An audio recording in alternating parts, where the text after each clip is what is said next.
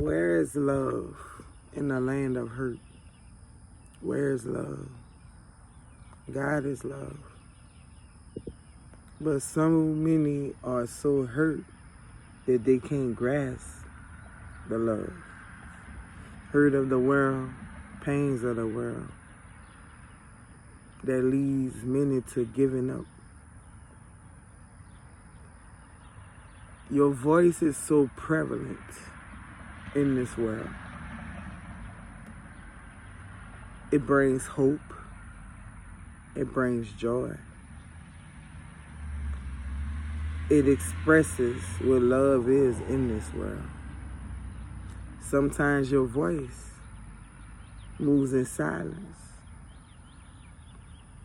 moves in expressions of hugs, just a simple smile that brings a glimpse of something different in another person's life. You could be so loving and love yourself so much that it becomes selfish and you don't understand who needs your love. You could bottle your love up so much inside yourself that it overshadows who's lacking love. God is love. God is patient. God is gentle. God is silent. But He's nurturing, protecting. And when we allow ourselves to stay in that realm of God's love, we understand it more, and it starts to trickle out more. It starts to reflect more in the things that we see. It becomes visibly available. It becomes audibly available. It becomes prevalent in society. But something about love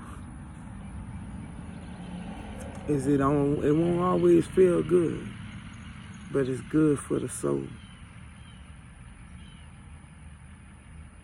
Love ain't accepting that a person wants to do other people bad or retaliation or any of that. Love is more forgiving than anything. Your strongest weapon when you're facing spiritual annihilations is God. You ain't gotta use your energy. You ain't gotta do nothing but stand in who He created you to be.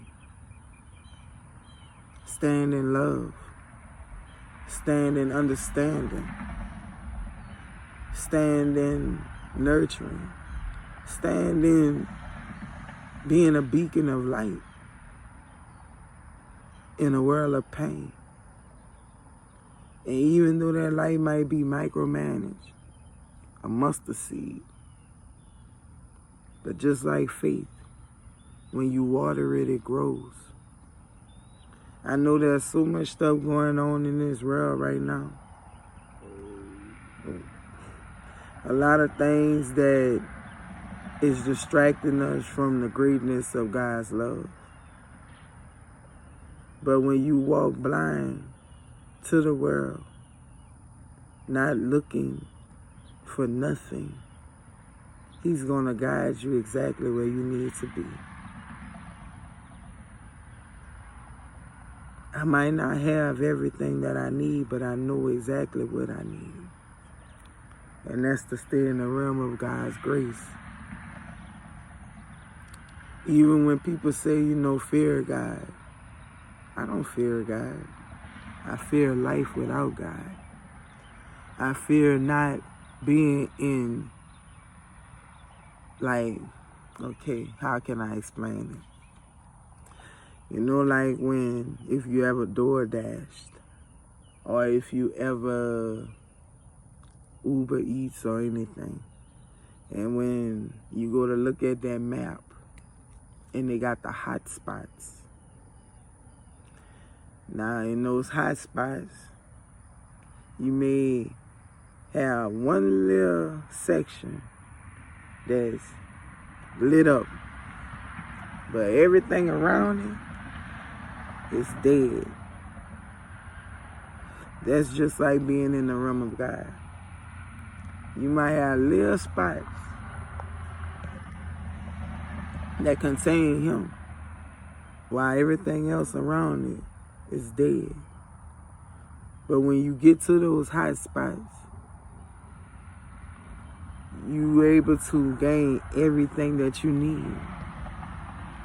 But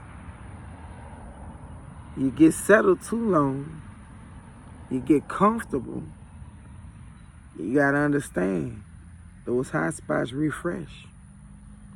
So in the next 30 minutes, it might be somewhere else that they moved on.